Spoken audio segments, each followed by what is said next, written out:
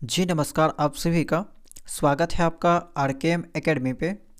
तो देखिए CTET paper 2 में साइंस के क्लासेस को कंटिन्यू रखते हुए आज हम बात करने वाले हैं क्लास 7 का साइंस का चैप्टर नंबर 4, जिसका नाम है हीट यानी कि उष्मा। आपको याद होगा तो इससे पहले मैंने आपको क्लास 6 का कंप्लीट जो चैप्टर है सभी का वीडियो आप तक पहुंचाया, अवेलेबल करवाया। उसके बाद हम लोग क्लास 7 में 3 चैप्टर तक जो है वो कर लिए थे, ठीक है। उसके बाद बीच में बहुत दिनों से क्लासेस नहीं हुई थी, लेकिन बहुत सारे स्टूडेंट का यहाँ पे रिक्वेस्ट आ रहा था, इस कारण से फिर से क्लासेस जो है वो स्टार्ट कर दी गई है, ठीक है। आपको ज़्यादा कुछ नहीं करना है, जितना भी चीज़ें आपको बताई जा रही है बस आपको थ्योरी को पढ़ना है, रिवीजन करना है और प्रीवियस ईयर क्वेश्चन पेपर को ज़्यादा से ज़्यादा प्रैक्टिस करना है। इससे ज़्यादा कुछ भी करने की आवश्यकता नहीं है, यहीं से सवाल जो आपके एग्ज़ाम में देखने को मिलता है, ठीक है। तो चलिए सबसे पहले यहाँ पे थ्योरी के बारे में बात करेंगे, उसके बाद हमेशा की तरह इससे रिलेटेड कुछ इंपॉर्टेंट प्रश्न और प्रीवियस ईयर क्वेश्चन पेपर को भी देखेंगे, ताकि आपको आइडिया लग जाएगा कि इस चैप्टर से किस टाइप के सवाल जो है बनते हैं। तो चैप्टर का नाम है हीट यानी कि उष्मा और चैप्टर नंबर 4 है। तो चैप्टर को स्टार्ट करने से पहले देख लेते हैं कि आखिर कौन कौन सा टॉपिक जो है हमें इस चैप्टर के अंतर्गत पढ़ना है।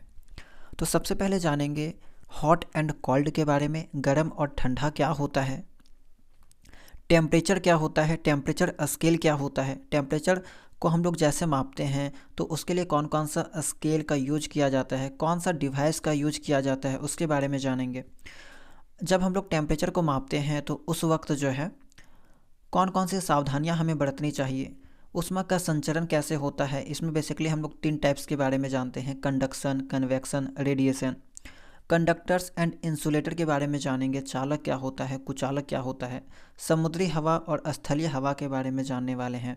सर्दियों तथा गर्मियों में पहनने वाले वस्त्रों के प्रकार के बारे में जानेंगे कि समर में हमें किस कलर का ड्रेस पहनना चाहिए, विंटर में हमें किस कलर का ड्रेस पहनना चाहिए।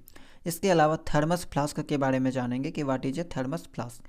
तो बेसिकली कहा जाए तो टोटल जो है यहाँ पे कुल मिला जुला के 10 टॉपिक बनते हैं, जिसके बारे में हम लोग जो है यहाँ पे पढ़ने वाले हैं और यहीं से सवाल जो एग्ज़ाम में देखने को मिलता है, ठीक है।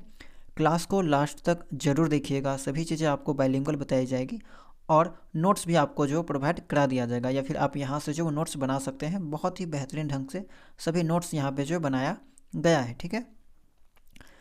तो देखिए सबसे पहले जानते हैं हॉट एंड कोल्ड के बारे में। और ये एक ऐसा टॉपिक है, ऐसा चीज़ है जिससे आप पहले से परिचित होंगे, क्योंकि आप स्वयं सोचिए, आप जो है वो ग्रेजुएशन कर चुके हैं, ठीक है, बीएससी कर चुके होंगे और ये केवल आपका 7th क्लास का टॉपिक है। ज़्यादा हार्ड नहीं होगा, जाहिर सी बात है, 7th लेवल का है तो ईजी ही होगा और पहले से आप लोग परिचित होंगे। तो एक तरह से समझ लीजिए कि आपका यहाँ पे रिविजन हो रहा है, ठीक है, और आपको अच्छे से समझ में आ जाएगा सभी चीज़ें। देखिए हॉट एंड कोल्ड क्या होता है, तो किसी वस्तु का गर्म या ठंडा होना उसके तापमान पर निर्भर करता है। टेम्परेचर अगर हाई होगा तो वो क्या होगा, गर्म होगा, और टेम्परेचर अगर लो होगा तो वो क्या होगा, ठंडा होगा। तो the hotness and coldness of an object और body depends on its temperature. तो टेम्परेचर के ऊपर डिपेंड करता है। जिसका तापमान अधिक होता है वह गर्म महसूस होता है, जिसका तापमान कम होता है वह ठंडा महसूस होता है। बेसिक सी बातें हैं, आपको मालूम है। एग्जाम्पल ऑफ हॉट ऑब्जेक्ट, जैसे कि हॉट सूप हो गया, आग पर रखा कटोरा हो गया, फायर हो गया, ये सब क्या है, गर्म वस्तुओं का उदाहरण है। ठंडी वस्तुओं के उदाहरण में बर्फ़ हो गया, समुद्री पानी हो गया, तो ये सब ठंडी वस्तुओं का एग्जाम्पल है, ठीक है। तो ये सब जो है वो बहुत ही बेसिक चीज़ें हैं। चूँकि 7th क्लास का एनसीईआरटी है, इसी कारण से जब 7th क्लास में बच्चे होते हैं तो उनका जो वो मेंटल डेवलपमेंट है कहा जाए, ठीक है, तो मानसिक जो सोच है वो ज़्यादा डेवलप नहीं होती है, इसीलिए उनको जो बहुत ही बेसिक से बताया जाता है। तो चूँकि एनसीईआरटी किताब में दे रखा है, इसी कारण से मैंने जो आपको बता दिया, ठीक है। बाकी इसके बारे में आपको पहले से मालूम होगा। अब टेम्परेचर क्या होता है, तो तापमान किसी वस्तु की गर्मी या ठंडक की मात्रा का माप है। जब हम लोग किसी भी वस्तु का जो हॉटनेस या कोल्डनेस को मापते हैं तो वो किससे मापते हैं, वो टेम्परेचर, ठीक है, वही चीज़ क्या है, टेम्परेचर है। जब हम लोग उस चीज़ को मापते हैं, ठीक है, तो जो मेजर निकल के आता है, जो माप निकल के आता है, उसी को हम लोग टेम्परेचर कहते हैं। Temperature is the measure of the degree of hotness और coldness of a body. Temperature is measured using a thermometer. अब किसी भी वस्तु का टेम्परेचर अगर हम लोगों को मापना है तो हाथ से तो नहीं माप सकते, कोई ना कोई डिवाइस चाहिए, तो उसके लिए किसका यूज करते हैं, थर्मामीटर का यूज करते हैं, ठीक है। अब थर्मामीटर का यूज करते हैं तो थर्मामीटर बहुत टाइप्स का होता है, ठीक है। हम लोगों का जैसे बॉडी टेम्परेचर है, बुखार आ जाता है तो उसको भी हम लोग थर्मामीटर से मापते हैं। लेकिन अगर किसी वस्तु का टेम्परेचर हमको मापना है तो उसके लिए हम लोग अलग थर्मामीटर का यूज करेंगे, ठीक है। तो आगे हम लोग टाइप के बारे में भी बात करेंगे कि कितना टाइप का यहाँ पे थर्मामीटर आपको पढ़ना है। तो temperature is measured using a thermometer, पूछा जा सकता है कि टेम्परेचर को कौन से डिवाइस से मापा जाता है, थर्मामीटर से। एसआई यूनिट याद रखिएगा, बहुत इंपॉर्टेंट चीज़ है। टेम्परेचर का जो एसआई यूनिट होता है वो केल्विन होता है और कैपिटल के से डिनोट किया जाता है। दूसरा जो यूनिट होता है सेल्सियस होता है, डिग्री सेल्सियस या डिग्री फ़ारेनहाइट, ठीक है, ये भी याद रखिएगा। और एक चीज़ यहाँ पे छोटा सा चीज़ है लेकिन ध्यान दीजिएगा क्योंकि बहुत सारे स्टूडेंट कभी कभी कन्फ्यूज हो जाते हैं। सेल्सियस में अगर आप देखें तो इसके आगे डिग्री लगा हुआ है, ठीक है, डिग्री लगा हुआ है, उसके बाद सेल्सियस लिखा हुआ है। फ़ारेनहाइट अगर आप देखेंगे तो उसके आगे डिग्री लगा हुआ है, तब फ़ारेनहाइट लिखा हुआ है, एफ लिखा हुआ है। लेकिन केल्विन में डिग्री नहीं लगा होता है, ठीक है, क्योंकि कभी कभी पूछ लिया जाता है, ठीक है, या ऑप्शन में आपको डिग्री केल्विन दे दिया जाता है तो ये आपका गलत हो जाएगा। डिग्री केल्विन के साथ डिग्री नहीं लगाया जाता है, तो ये आप याद रखिएगा, ठीक है। तो ये चीज़ हो गया कि तापमान किसी वस्तु की गर्मी या ठंडक की मात्रा का मेजर होता है। Temperature is measured using thermometer. SI unit आपका केल्विन होगा और अन्य इकाइयाँ में आपका सेल्सियस और फ़ारेनहाइट हो जाएगा, ठीक है। उष्मा क्या होता है, हमेशा अधिक तापमान वाली वस्तु से कम तापमान वाली वस्तु की ओर बहती है, ठीक है। Heat always flows from a body at higher temperature to body at lower temperature. एक एग्जांपल से समझिए। मान लीजिए आप लोग एक बर्तन में जो है वो पानी को गर्म कर रहे हैं, ठीक है, और इसका जो वेट है, ठीक है, ये जो आप लोग इसको जैसे कि ये आपका बर्तन है और ये जो पकड़ने वाला जो वेट होता है, ठीक है, तो अगर ये स्टील का बना हुआ है तो आप देखते हैं कि पहले ये चीज़ गर्म होना स्टार्ट होता है, उसके बाद धीरे धीरे जो है आपका ये जो हाथ में पकड़ने वाला जो वेट होता है वो भी गर्म हो जाता है। तो इससे क्या होता है कि ये जो हीट है आपका वो यहाँ पे क्या हो रहा है कि हायर टेम्परेचर से लेकर लोअर टेम्परेचर की ओर जा रहा है। पहले ये चीज़ क्या था, ठंडा था, ठीक है, लेकिन यहाँ पे जो हीट आया वो आपका धीरे धीरे ठंडा की ओर जा रहा है, यानी कि लोअर टेम्परेचर की ओर जा रहा है, ठीक है। इसी कारण से ये जो आपका पकड़ने वाला जो होता है वो गर्म हो जाता है। जैसे कि रोटी बनाते वक्त अब तवा को देखते होंगे, अगर लोहा का वो तवा होगा तो वो गर्म हो जाता है, ठीक है। इसी कारण से बर्तन वाले अब क्या करने लगने लगे, कंपनी वाला यहाँ पे प्लास्टिक का यूज करने लगे ताकि वो गर्म ना हो और हाथ से आप पकड़ सके। जैसे कि कुकर वगैरह में आप देख सकते हैं, कुकर का जो पकड़ने वाला जो बेट होता है वो प्लास्टिक का बना होता है ताकि ऊष्मा का वहाँ पे संचरण ना हो सके और आप उसको जो है वो आराम से पकड़ सकें, आपको गर्म ना लगे। तो heat always flows from a body at higher temperature to body at lower temperature, ठीक है, यानी कि कम तापमान से यहाँ ज़्यादा तापमान से जो है वो कम तापमान की ओर जाती है।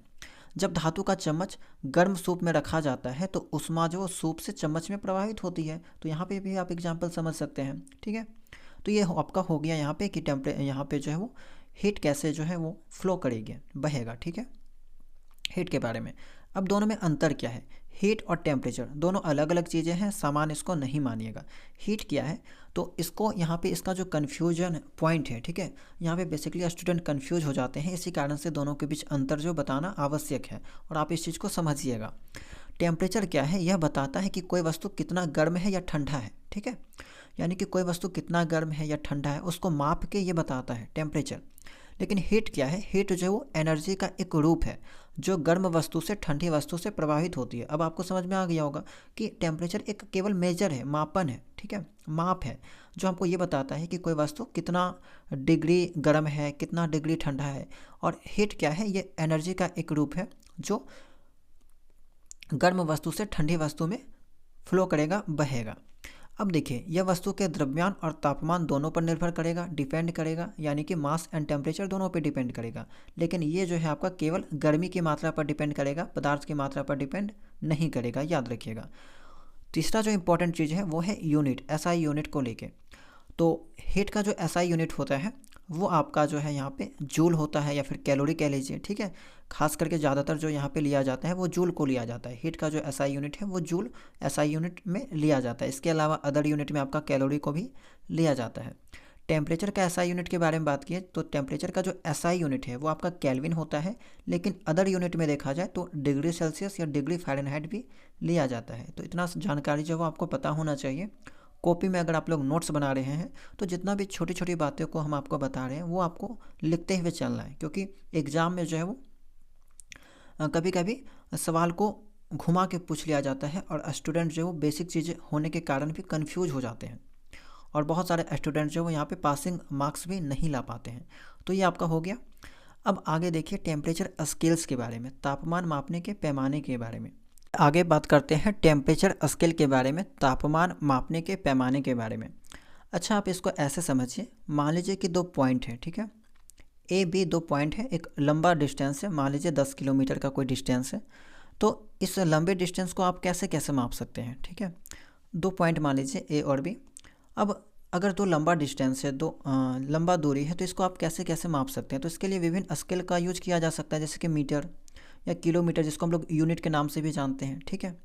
तो उसी तरह से जो है वो टेम्परेचर को मापने के लिए अलग अलग यूनिट का यूज किया जाता है या फिर अलग अलग स्केल का यूज किया जाता है, ठीक है। और यहाँ पे जो स्केल हैं, तो मुख्यतः यहाँ पे 3 टाइप का स्केल का यूज किया जाएगा। एक है आपका सेल्सियस स्केल का, दूसरा फ़ारेनहाइट स्केल और तीसरा केल्विन स्केल, ठीक है। सेल्सियस स्केल, फ़ारेनहाइट और केल्विन, ये 3 स्केल का यूज किया जाता है। अब प्रत्येक स्केल में क्या होता है, 2 पॉइंट देखने को मिलती है। एक होता है आपका लोअर फिक्स पॉइंट और दूसरा होता है अपर फिक्स पॉइंट, ठीक है। एक होता है लोअर फिक्स पॉइंट और दूसरा होता है अपर फिक्स पॉइंट। अगर आप स्केल नॉर्मल जो स्केल आप यूज करते हैं, ठीक है, आपका इंस्ट्रूमेंट बॉक्स में जो स्केल होगा उसमें आप देखिएगा तो उसमें भी आपका 2 पॉइंट होता है। अगर आप 15 सेंटीमीटर वाला स्केल यूज करते होंगे तो उसमें आपने देखा होगा कि 0 से स्टार्ट होता है और 15 सेंटीमीटर तक जाता है, ठीक है। तो यहाँ पे भी क्या होगा कि एक जो आपका स्केल होता है वहाँ पे एक लोअर फिक्स पॉइंट होता है, ठीक है, और एक आपका अपर फिक्स पॉइंट होता है, और इसी से हम लोग मेजर करते हैं चीज़ों को, ठीक है। तो ये ज़्यादा यहाँ पे टफ वाली चीज़ नहीं है, ईजी है, आराम से आप जो है इस चीज़ को समझ सकते हैं, ठीक है। तो 3 टाइप का स्केल होता है, एक होता है आपका सेल्सियस स्केल, फ़ारेनहाइट स्केल और केल्विन स्केल। दोनों में आपका क्या होता है, एक लोअर फिक्स पॉइंट होता है और दूसरा आपका अपर फिक्स पॉइंट होता है। लोअर फिक्स पॉइंट किसको कहेंगे, यह एक ऐसा टेम्परेचर होता है जिस पर बर्फ़ जो है पिघलती है या पानी जम जाता है, ठीक है। इसके अलावा अपर फिक्स पॉइंट क्या होता है, यह वह तापमान है जिस पर पानी उबलकर भाप बन जाता है। अब देखिए सेल्सियस स्केल के बारे में बात करते हैं। सेल्सियस स्केल के बारे में आपको पहले से बहुत सारी चीज़ें पता होगी, जैसा कि आप पहले सुने होंगे कि पानी जो वो 0 डिग्री सेल्सियस में जम जाता है। 100 डिग्री सेल्सियस में क्या होता है, भाप बन के उड़ने लगता है, ठीक है। तो होता क्या है कि ये जो 0 डिग्री सेल्सियस है वही आपका क्या है, लोअर फिक्स पॉइंट है, लोअर फिक्स पॉइंट है, ठीक है। और ये जो 100 डिग्री सेल्सियस है यही आपका क्या है, अपर फिक्स पॉइंट है। किसके केस में, तो ये है आपका सेल्सियस स्केल के केस में, ठीक है। सेल्सियस स्केल के केस में आपका 0 डिग्री सेल्सियस ही आपका जो है वो लोअर फिक्स पॉइंट होता है, और अपर फिक्स पॉइंट क्या होता है, 100 डिग्री सेल्सियस, ठीक है। तो लोअर फिक्स पॉइंट आपका 0 डिग्री सेल्सियस जिसमें आपका आइस जो है वो मेल्टिंग होने लगता है, मेल्ट होने लगता है, और अपर फिक्स पॉइंट आपका क्या है, 100 डिग्री सेल्सियस जिसमें पानी जो है बॉयल होने लगता है। अब यहाँ पे जो सेल्सियस स्केल है इसका जो आविष्कार है वो आपका वैज्ञानिक एंडर्स सेल्सियस ने किया था, एंडर्स सेल्सियस, और इसी के नाम पे इस पैमाना का नाम जो है सेल्सियस रखा गया। इन दोनों बिंदुओं के बीच के अंतराल को 100 बराबर भागों में बांटा गया है, ठीक है। यानी कि लोअर फिक्स पॉइंट और अपर फिक्स पॉइंट, इसके बीच के अंतराल जो आते हैं, ठीक है, उसको यहाँ पे किससे 100 बराबर भाग में जो बांटा जाता है। सिंबल क्या है इस स्केल का, तो डिग्री सेल्सियस। अभी कुछ देर पहले मैंने आपको बताया था कि सेल्सियस को हम लोग जो है डिग्री सेल्सियस में मापते हैं, फ़ारेनहाइट को हम लोग डिग्री फ़ारेनहाइट में मापते हैं, लेकिन केल्विन में डिग्री का यूज नहीं किया जाता है। तो ये चीज़ आपको याद रखनी है। दूसरा है आपका फ़ारेनहाइट पैमाना। तो इस पैमाने का जो आविष्कार है वो आपका डेनियल गैब्रियल फ़ारेनहाइट ने किया था, ठीक है। डेनियल गैब्रियल फ़ारेनहाइट ने किया था। इसमें आपका लोअर जो फिक्स पॉइंट होता है वो आपका 32 डिग्री फ़ारेनहाइट होता है, और इसमें आपका 212 डिग्री फ़ारेनहाइट होता है अपर फिक्स पॉइंट, ठीक है। यानी कि अगर फ़ारेनहाइट के केस में देखा जाए तो 32 डिग्री फ़ारेनहाइट में आपका वाटर फ्रीज होगा और 212 डिग्री फ़ारेनहाइट में आपका जो पानी बॉयल होगा। और ये जो है वो किसके बराबर होगा, तो 32 डिग्री फ़ारेनहाइट जो है आपका 0 डिग्री सेल्सियस के बराबर होगा, और 212 डिग्री फ़ारेनहाइट जो है आपका वो 100 डिग्री सेल्सियस के बराबर होगा, ठीक है। ये चीज़ें आपको समझ में आ गई होगी। अब इन दोनों बिंदुओं के बीच के अंतराल को 180 बराबर भागों में बांटा गया है, याद रखिएगा, ठीक है। यानी कि इसका जो लोअर फिक्स पॉइंट है और जो अपर फिक्स पॉइंट है उसके बीच का जो इंटरवल है, ठीक है, उसको हम लोग 180 इक्वल भाग में बांटते हैं। सिंबल क्या है, तो डिग्री फ़ारेनहाइट। और फ़ारेनहाइट पैमाना कुछ देश जैसे अमेरिका में दैनिक मौसम की जानकारी के लिए उपयोग किया जाता है, ठीक है। इतना चीज़ें आपको जो याद रखना है। अब तीसरा जो स्केल है वो है आपका केल्विन स्केल, यानी कि केल्विन पैमाना। इसका जो खोज है वो आपका लॉर्ड केल्विन के द्वारा किया गया है, और कभी कभी यहाँ पे इसको जो विलियम थॉमसन के नाम से भी जाना जाता है। ठीक है, यहाँ पे आया था इसलिए मैंने आपको बता दिया। ठीक है, ये कभी कभी आपका लॉर्ड केल्विन के नाम से देखने को मिलेगा या फिर विलियम थॉमसन के नाम से देखने को मिलेगा।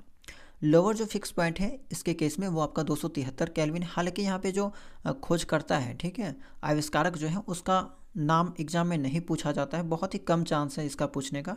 ठीक है, नाम नहीं पूछा गया है कभी, और बहुत कम ही चांस है इसका पूछने का। ठीक है, तो नाम नहीं भी याद रखिएगा तो चलेगा, लेकिन जो लोअर फिक्स पॉइंट है, अपर फिक्स पॉइंट है, वो याद रखिएगा। जो कितना इंटरवल में बांटा जाता है वो सब चीज़ें याद रखिएगा, सिंबल वगैरह आपको याद रखना है। लोअर फिक्स पॉइंट जो है वो 273 केल्विन है, और इसी को हम लोग मेल्टिंग पॉइंट ऑफ आइस मानते हैं। केल्विन के स्केल में आपका अपर फिक्स पॉइंट जो वो 373 केल्विन के बराबर है। अच्छा, यहाँ पे याद रखिएगा 273 केल्विन है, ये अपने आप में किसके बराबर है? तो ये अपने आप में जो है सेल्सियस से अगर यहाँ पे तुलना करें तो 0 डिग्री सेल्सियस के बराबर है, और 373 जो केल्विन है वो आपका जो है यहाँ पे 100 डिग्री सेल्सियस के बराबर है। ठीक है, अगर वहीं पे फ़ारेनहाइट की तुलना करें तो फ़ारेनहाइट का जो लोअर फिक्स पॉइंट था वो मैंने आपको बताया था 32 डिग्री फ़ारेनहाइट के बराबर है। ठीक है, यानी कि ऐसे समझिए कि 273 केल्विन बराबर है 0 डिग्री सेल्सियस का, और ये भी बराबर है आपका 32 डिग्री फ़ारेनहाइट का। सेम आपका 373 केल्विन जो है बराबर है 100 डिग्री सेल्सियस का, और ये भी बराबर है आपका जो फ़ारेनहाइट का जो अपर वैल्यू था आपका 212 डिग्री फ़ारेनहाइट का। ठीक है, तो ये भी आपका यहाँ पे बराबर हो जाएगा।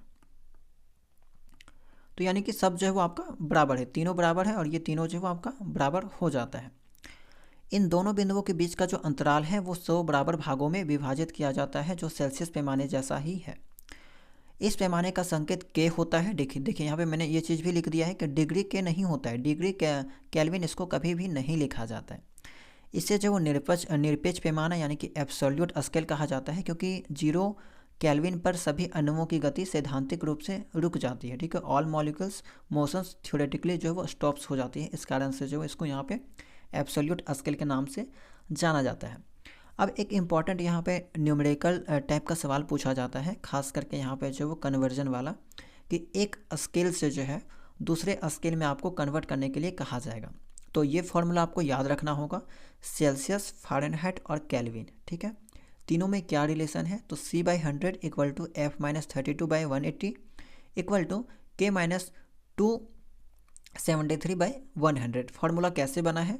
तो देखिए ऊपर जो वो C यानी कि सेल्सियस लिखा गया है, और नीचे जो है आपको अभी मैंने आपको बताया था कि जो अपर फिक्स पॉइंट और लोअर फिक्स पॉइंट का जो बीच का जो इंटरवल होता है उसको कितना भाग में बांटा जाता है? तो सेल्सियस के केस में 100 भाग में, वही 100 यहाँ पे लिखा गया है।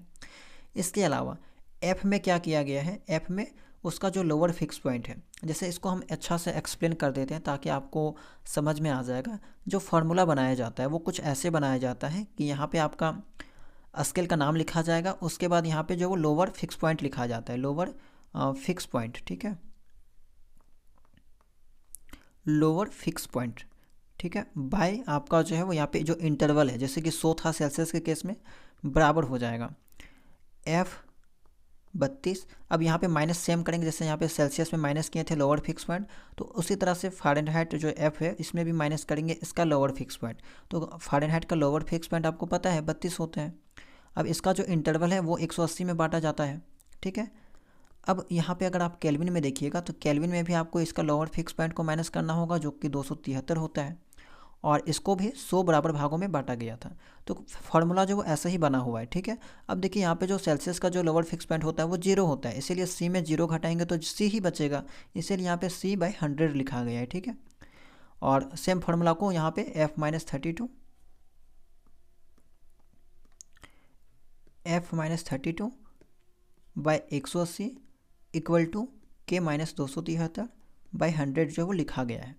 तो ये आपका फार्मूला बन गया, इसको आपको याद रखना है, क्योंकि अगर कन्वर्जन पूछ लिया जाए, ठीक है, बदलने के लिए पूछ लिया जाए, तो आपको जो है इस फार्मूला का यूज करना होगा, उपयोग करना होगा।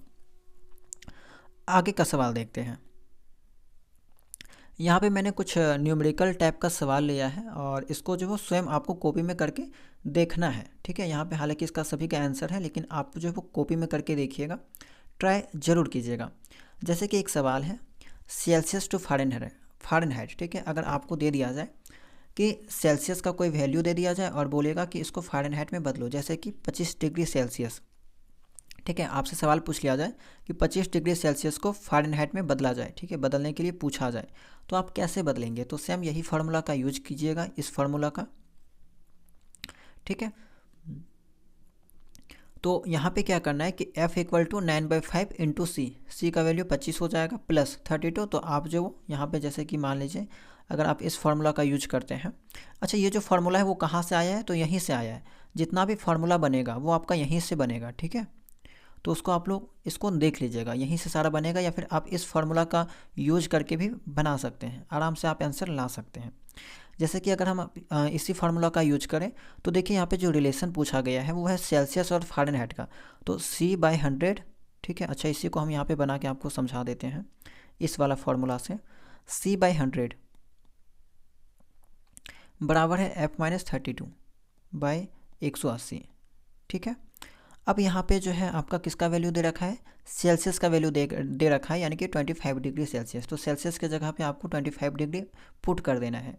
ठीक है, तो यहाँ पे हम पुट कर देते हैं 25 डिग्री बाई 100। ठीक है, बाय F-32/100। F का वैल्यू हमें निकालना है। तो सीधा सीधे देखिए 25 को अगर आप 100 से काटिएगा तो 1/4 हो जाएगा। ठीक है, अब 4 को आप 180 से भी काट सकते हैं, इजली कट जाएगा आपका। ठीक है, 4 चौक 16 हो जाता है, 2 4 5 20 हो जाएगा। तो आपका क्या निकला यहाँ पे? यानी कि आप ऐसे निकाल सकते हैं F-32 बराबर यहाँ पे जो 45 आ गया। ठीक है, अब इसको ऐड कर लीजिएगा। तो बेसिक तो मैथ आपको पता ही होगा, 32 अगर राइट हैंड साइड चल जाएगा तो आपका ऐड हो जाएगा, तो 45 में 32 ऐड कीजिएगा तो आपका 77 आ जाएगा, जो कि आपका आंसर दे रखा है। ठीक है, तो ये इजी है, आप लोग इसको कर सकते हैं, बेसिक मैथ टाइप का है। और अगर आप अलग अलग फार्मूला याद नहीं करना चाहते हैं तो नॉर्मली आप यही फार्मूला से बना सकते हैं। वहीं पे अगर आपका सेल्सियस और केल्विन से रिलेटेड सवाल पूछ लिया जाए तो ये फार्मूला नॉर्मल सा फार्मूला है। सेल्सियस में आपको 273 जोड़ देना है। ये फार्मूला कहाँ से आया है? तो सेम यहीं से फार्मूला आया है। जैसे कि मान लीजिए जिसका भी यहाँ पे सवाल पूछा जाए वो दोनों रिलेशन उठा लेना है। सेल्सियस और केल्विन का पूछा गया है तो सेल्सियस और केल्विन वाला सवाल उठा लीजिए, फार्मूला 100 कट जाएगा। देखिए ये फार्मूला आपका बन गया C बराबर K-273। ठीक है, तो K को अगर लेफ्ट साइड कर सकते हैं, राइट सेल्सियस को राइट साइड, तो आपका यही वाला फार्मूला जो है वो बन जाएगा। तो ऐसे आप लोग बदल लीजिएगा। यहाँ पे कुछ सवाल दे रखा है, केल्विन टू सेल्सियस है, सेल्सियस टू केल्विन है, सेल्सियस से फ़ारेनहाइट है, फ़ारेनहाइट टू सेल्सियस है। तो 4 टाइप का यहाँ पे सवाल बनता है, चारों टाइप का आप प्रैक्टिस कर लीजिएगा। नहीं समझ में आएगा तो आप लोग कमेंट सेक्शन में बताइएगा। ठीक है, एक शॉर्ट वीडियो की मदद से हम आपको डिटेल में समझा देंगे। हालांकि कुछ ज़्यादा टफ नहीं है, सभी चीज़ें यहाँ पे करके दी गई है, आपको बस इसको रिवीजन कर लेना है। अब देखिए इसका एक रिवीजन कर लेते हैं। सेल्सियस स्केल के बारे में बात किए तो एंडर्स सेल्सियस के द्वारा यहाँ पे इसका खोज किया गया था। लोअर फिक्स पॉइंट आपका 0 डिग्री है, अपर फिक्स पॉइंट आपका 100 डिग्री सेल्सियस है। डिवीजन जो है आपका 100 भाग में बांटा गया था। सिंबल आपका डिग्री सेल्सियस है। फ़ारेनहाइट का गैब्रियल फ़ारेनहाइट खोज किया गया था, नहीं खोज किए थे। 32 डिग्री फ़ारेनहाइट है lower fix point. Upper fix point जो है आपका 212 डिग्री फ़ारेनहाइट है। डिवीजन आपका 180 है और सिंबल आपका डिग्री फ़ारेनहाइट है। केल्विन के केस में देखा जाए तो लॉर्ड केल्विन के द्वारा खोज किया गया। 273 केल्विन लोअर फिक्स पॉइंट माना जाता है, 373 kelvin upper fix point. Division आपका 100 है, सिंबल आपका के है। ठीक है, इसमें डिग्री आपका नहीं यूज होता है। कुछ फैक्ट्स आपको याद रखना है। केल्विन पैमाना विज्ञान और प्रयोगशाला में उपयोग किया जाने वाला वैज्ञानिक पैमाना है। सेल्सियस पैमाना दैनिक जीवन में सबसे अधिक प्रयोग किया जाता है। फ़ारेनहाइट पैमाना अमेरिका में मौसम की जानकारी के लिए प्रचलित है। -40 डिग्री सेल्सियस पर सेल्सियस और फ़ारेनहाइट दोनों के मान समान होते हैं। बहुत इंपॉर्टेंट है, अक्सर कई बार सवाल पूछा जाता है। ठीक है, और प्रत्येक कंपटीशन में ये सवाल आपको देखने को मिलेगा कि किस डिग्री टेम्परेचर पे जो है या किस डिग्री सेल्सियस पे सेल्सियस और फ़ारेनहाइट जो स्केल है उसका जो मान है वो समान होता है। तो यही है आपका -40 डिग्री सेल्सियस पे आपका जो है क्या होता है, सेल्सियस और फ़ारेनहाइट दोनों के मान समान होते हैं। ठीक है, तो ये आपको याद रखना है। चलिए आगे देखते हैं। Measuring temperature. अब बात करते हैं टेम्परेचर को मापने का जो स्केल है उसके बारे में। तो मैंने आपको बता दिया कि आपका सेल्सियस, फ़ारेनहाइट और केल्विन आता है। ठीक है, इसके अलावा और भी कुछ स्केल होते हैं जो कि अभी आपको नहीं पढ़ना है, जैसे कि र्यूमर होता है, र्यूमर स्केल होता है, रैंकिंग स्केल होता है, वो आपका हायर क्लासेस में पढ़ना होता है ना। तो आपको बेसिकली जो फिलहाल 3 ही टाइप्स के स्केल के बारे में पढ़ना था, जो कि मैंने आपको बता दिया, फ़ारेनहाइट, सेल्सियस और केल्विन। अब देखिए टेम्परेचर को जो मापेंगे वो डिवाइस से मापेंगे, कोई ना कोई यंत्र से मापेंगे। तो कौन कौन सा यंत्र यूज किया जाता है टेम्परेचर को मापने के लिए? तो किसी भी वस्तु या शरीर का तापमान मापने वाले उपकरण को थर्मामीटर कहते हैं। हमारे दैनिक जीवन में कई प्रकार के थर्मामीटर जो प्रयोग किए जाते हैं, जैसे कि क्लिनिकल थर्मामीटर, जिसको हम लोग इसको हिंदी में चिकित्सीय थर्मामीटर के नाम से भी जानते हैं। लेबोरेटरी थर्मामीटर, प्रयोगशाला थर्मामीटर के नाम से हिंदी में जाना जाता है। तीसरा है आपका मैक्सिमम मिनिमम थर्मामीटर, यानी कि अधिकतम और न्यूनतम थर्मामीटर। ठीक है, अब तीनों के बारे में डिटेल से जानते हैं। अच्छा, हम लोग जो बुखार मापने के लिए यूज करते हैं वो कौन सा थर्मामीटर है? Clinical thermometer. किसी भी वस्तु का टेम्परेचर मापने के लिए यूज किया जाएगा उसको कहेंगे लेबोरेटरी थर्मामीटर। ठीक है, आगे डिटेल में बात करेंगे तब आपको और भी अच्छे से समझ में आ जाएगा। क्लिनिकल थर्मामीटर, अच्छा किसी को आपके घर में बुखार लगता होगा तो डॉक्टर से आपने टेम्परेचर मापते हुए देखा होगा कि वो किस प्रकार के थर्मामीटर का यूज करते हैं। पुराने समय में क्या होता था, मरकरी वाला थर्मामीटर का यूज किया जाता था, लेकिन अब जो है आपका डिजिटल थर्मामीटर आ गया है। तो यहाँ पे जो आपके किताब में पढ़ना है वो आपका है पुराने वाला थर्मामीटर, यानी कि मरकरी वाला थर्मामीटर के बारे में। ठीक है, जो कुछ इस टाइप का दिखाई देता था, इस टाइप का भी थर्मामीटर आपने देखा ही होगा। ठीक है, मानव शरीर का तापमान मापने वाला थर्मामीटर क्लिनिकल थर्मामीटर कहलाता है। क्लिनिकल थर्मामीटर के बल्ब में पारा भरा होता है। ये जो बल्ब है यहाँ पे ये क्या होता है, बल्ब होता है। यहाँ पे पारा आपका भरा हुआ होता है, जो चांदी जैसा चमक वाला पदार्थ दिखाई देता है। ठीक है, पारे के ऊपर नीचे होने वाले गति संपर्क में आए शरीर का तापमान बताती है। तो होता क्या है बेसिकली, जैसे कि इस फिगर में आप देख सकते हैं, यहाँ पे आपका मरकरी होता है, और जब इसको क्या किया जाता है कि बॉडी में जो है सटाया जाता है। ठीक है, जहाँ पे जैसे कि मुंह में अगर आप लेते हैं, माउथ में अगर आप रखते हैं थर्मामीटर को, ठीक है, या फिर आर्म के बगल में रखते हैं, तो जब वहाँ पे क्या होता है टेम्परेचर बढ़ा हुआ होता है, तो ये जो थर्मामीटर है वो आपका क्या करेगा, फैलेगा। ठीक है, फैल के क्या करेगा, धीरे धीरे ऊपर चढ़ने लगता है। ठीक है, ऊपर चढ़ने लगता है और जहाँ तक चढ़ता है वहीं का टेम्परेचर जो मापा जाता है। तो आपने इस चीज़ को देखा होगा, अगर आप, और बहुत सारे स्टूडेंट को जो है ये भी पता होगा कि कैसे जो है वो यहाँ पे थर्मामीटर से हम लोग बुखार वगैरह मापते हैं। तो पारे के ऊपर नीचे होने वाले गति संपर्क में आए शरीर का तापमान बताती है। थर्मामीटर के बल्ब के पास एक किंक होती है। अच्छा, ये भी बहुत इंपॉर्टेंट है, थर्मामीटर का बल्ब जो होता है यहाँ पे, ठीक है, यहाँ पे जैसे कि आप ये जो कर्व टाइप का देख रहे हैं वो क्या है, आपका किंक है। अच्छा, ये किंक का क्या काम है, जैसे कि मान लीजिए बॉडी में इस थर्मामीटर को लगाएं, ठीक है, तो बॉडी में जब थर्मामीटर को लगाएं तो टेम्परेचर कुछ बढ़ेगा, इसका जो यहाँ पे मरकरी है वो फैलेगा। जैसे मान लीजिए यहाँ पे तक गया, अब मरकरी जब यहाँ तक गया तो ऐसा भी तो होता कि मरकरी फिर जैसे इस थर्मामीटर को निकालते मरकरी वापस यहाँ पे आ जाता। तो इसी चीज़ को रोकने के लिए यहाँ पे किंक बनाया गया है, किंक दिया गया है, ताकि ये जो मरकरी है उसका बैक फॉलो नहीं हो, मरकरी जो वापस पीछे नहीं जाए। और इसी कारण से जब बॉडी से टेम्परेचर को माप के बाहर निकालते हैं तो वही बताता है, उसके बाद हम लोग देख के बताते हैं कि हाँ इतना डिग्री जो है वो इसका बुखार है या फिर जो है। ठीक है, तो इसीलिए किंक का उपयोग यहाँ पे किया जाता है, किंक यहाँ पे बनाया जाता है। तो किंक जो है क्या करता है कि kink is present near the bulb of clinical thermometer that prevents mercury from falling back, यानी कि पीछे जो है वो आने से रोकती है, वापस नीचे गिरने से रोकती है। ठीक है, और ये जो आपका पूरा जो अंदर में एक नली टाइप का होता है जिसमें आपका मरकरी भरा हुआ होता है और मरकरी यहाँ पे आगे जाता है, ठीक है, या फिर नीचे गिरता है, तो वो आपका कैपिलरी ट्यूब होता है। ठीक है, कैपिलरी ट्यूब उसको हम लोग कहते हैं, और ये एक समान होता है, यानी कि कहीं पे आपका ऐसा नहीं है कि ज़्यादा चौड़ा है, कहीं के पे कम ब्रॉड है, ऐसा नहीं होता, एक समान जो है आपका सेम थिकनेस का होता है ये चीज़। ठीक है, कैपिलरी ट्यूब होता है। और ये आप देख सकते हैं नॉर्मली जो थर्मामीटर देखने को मिलता है क्लिनिकल थर्मामीटर, उसमें आपका 2 स्केल आपको देखने को मिलेगा।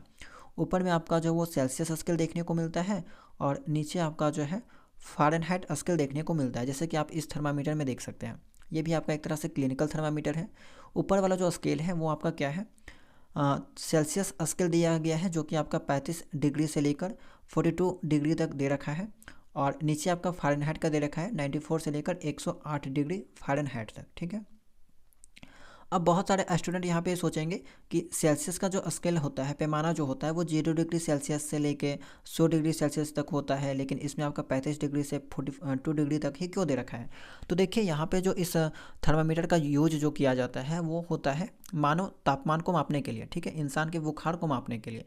तो इंसान का जो बुखार होता है, जो टेम्परेचर होता है, वो आपका कभी भी 42 से ज़्यादा नहीं जा सकता है, हमेशा 35 से लेकर 42 के बीच में ही रहता है, ठीक है। तो ये भी चीज़ यहाँ पे मैंने मेंशन किया हुआ है। तो किंग के बारे में आपको समझ में आ गया पहले। इसके बाद आगे आप यहाँ पे देखिए कि अधिकांश क्लिनिकल थर्मामीटर पर दो बड़े पैमाने होते हैं, सेल्सियस और फ़ारेनहाइट, ठीक है, डिग्री सेल्सियस और डिग्री फ़ारेनहाइट। जैसा कि आप इस थर्मामीटर में देख पा रहे होंगे कि ऊपर में आपका डिग्री सेल्सियस का स्केल बना हुआ है और नीचे आपका जो डिग्री फ़ारेनहाइट का स्केल बना हुआ है। सेल्सियस पैमाने पर इसकी रेंज जो है वो 35 डिग्री सेल्सियस से 42 डिग्री सेल्सियस तक होती है। यहाँ पे देख सकते हैं, ये सब बहुत इंपॉर्टेंट है, पूछा जाता है कि थर्मामीटर जो है आपका क्लिनिकल थर्मामीटर में सेल्सियस स्केल का जो रेंज होता है कहाँ से कहाँ तक होता है, फ़ारेनहाइट स्केल का जो रेंज होता है वो कहाँ से कहाँ तक होता है। तो 94 डिग्री फ़ारेनहाइट से 108 डिग्री फ़ारेनहाइट तक, ठीक है। अच्छा, यह रेंज इसीलिए है क्योंकि मानव शरीर का सामान्य तापमान इसी सीमा के भीतर होता है, इससे ज़्यादा जो है वो नहीं जाता है। नॉर्मल बॉडी टेम्परेचर आपको पता होना चाहिए कि नॉर्मल जो बॉडी टेम्परेचर होता है वो आपका 37 डिग्री सेल्सियस होता है, और अगर आप इसी को फ़ारेनहाइट में करना चाहें तो 98.4 डिग्री फ़ारेनहाइट होता है, ठीक है। तो ये सब बहुत बहुत इंपॉर्टेंट चीज़ है, आपको पता होना चाहिए। कॉपी में आप लोग जो शॉर्ट नोट्स बना लीजिएगा, याद रखिएगा। अब चलते हैं सेकंड जो थर्मामीटर है वो है हमारा लेबोरेटरी थर्मामीटर, यानी कि प्रयोगशाला थर्मामीटर। तो लेबोरेटरी जो थर्मामीटर होता है उसका उपयोग लैब में बहुत सटीक यानी कि हाई एक्यूरेसी तापमान मापने के लिए किया जाता है। किसी पदार्थ का तापमान मापने के लिए थर्मामीटर को उस पदार्थ में आंशिक रूप से या पूरी तरह से डुबाया जाता है, ठीक है। तापमान बढ़ने पर पारा फैलता है और तापमान घटने पर सिकुड़ता है। याद रखिएगा, लेबोरेटरी थर्मामीटर में कोई भी किंक नहीं होता है, ठीक है, किंक नहीं बना होता है। किंक कहाँ पे आपको देखने को मिलेगा? क्लिनिकल थर्मामीटर में। अब देखिए, बात वही आया कि अगर यहाँ पे किंक नहीं बना हुआ है, जैसे कि इस फिगर में आप देखें, ये है आपका लेबोरेटरी थर्मामीटर, यहाँ पे किंक नहीं बना हुआ है।